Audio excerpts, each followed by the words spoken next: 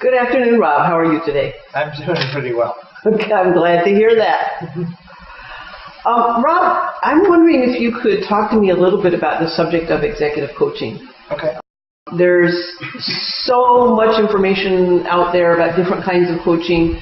I was wondering if you could share with me your perspective on what kind of coaching is most effective for organizations, particularly in transition.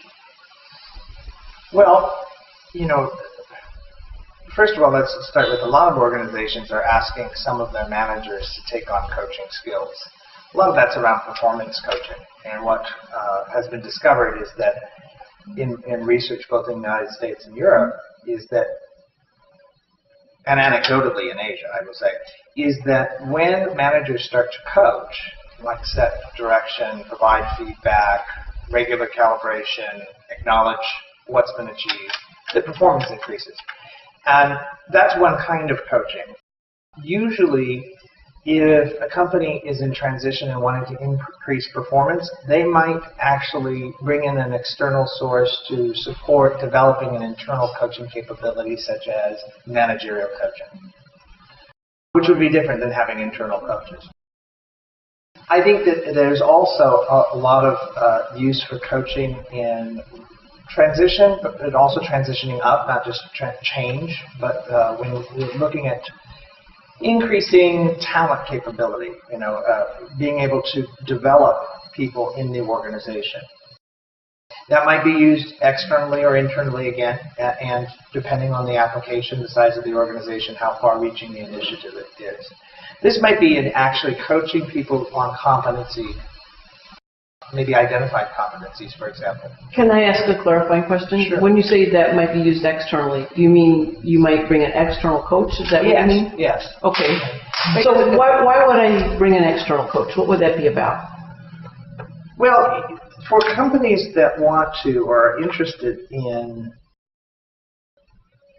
developing internal coaching capability, which is a very large investment in time and money, they might want to have the external coaching company, if you will, or consultancy that does develop coaches, to come in and develop some of their senior managers as coaches. As I said, that's a huge investment, both not just in terms of the dollars to get people to coach, but also you're then saying these senior managers are going to carve out part of their time to coach and develop people in the organization. Some companies have done that, particularly global enterprises will do that. It has some huge benefits for the people who are coaches, but also, obviously, for people who are in the organization. More frequently might be a company that wants to take a body of people, let's say the senior management team, who are potentials for a leadership position, that have certain leadership competencies or management competencies of which they're measured on. Largely, these are based on behaviors.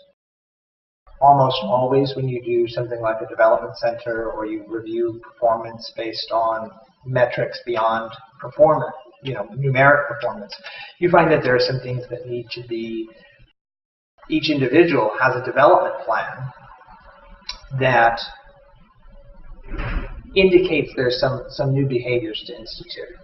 That kind of behavioral developmental coaching is something that really comes from, that is most effectively executed from people who do coaching as a practice. It's part of their regular profession. This is not something to put in the hand of somebody who went to a couple of courses and learned to do some coaching techniques. This is for people who do this all the time. And the investment of that is really well worth it because it's very individual-focused development. And generally speaking, it's a partnership between the coach, the HR and line manager, and the individual being coached to identify what is to be developed, to focus on which behaviors, and it can be extraordinarily beneficial. It also usually indicates to the talent or the staff member that the company is really not just saying you might be a leader in the company, but really is indicating it by what they're investing in the individual. So could you give me an example of a behavior that might be addressed through coaching? Sure.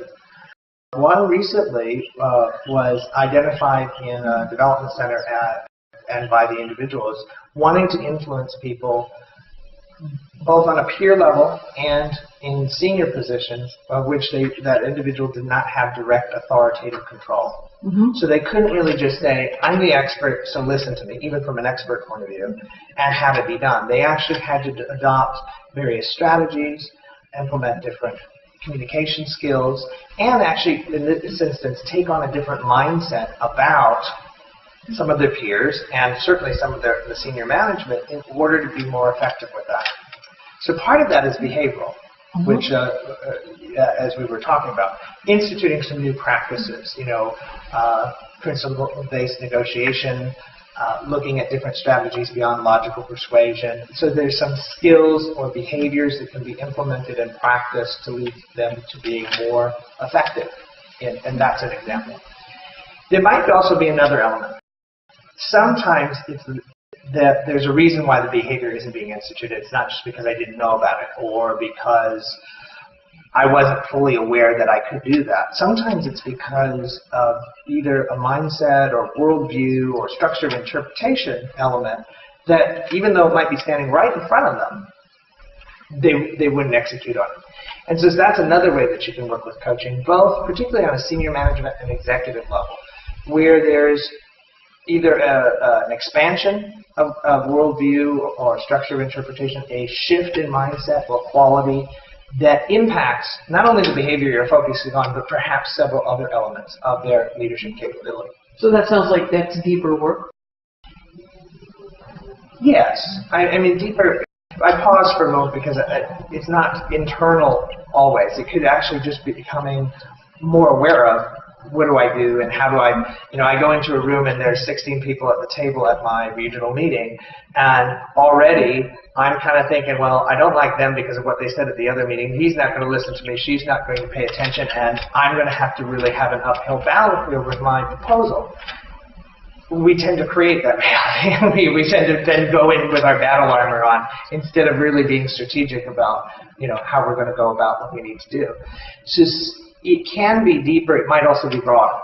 And it is not necessarily an internal, although that could be part of it. It's also a very pragmatic look at, how am I doing with this thing that I'm challenged with?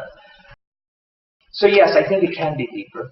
I think it's addressing more of the complexity of a particular output or behavior or mindset versus just looking at choices and actions. We're now looking at, is there something that's limiting possibilities that I see to make the choices and actions? Like, do I think that, all of the senior manager team is limited in some way?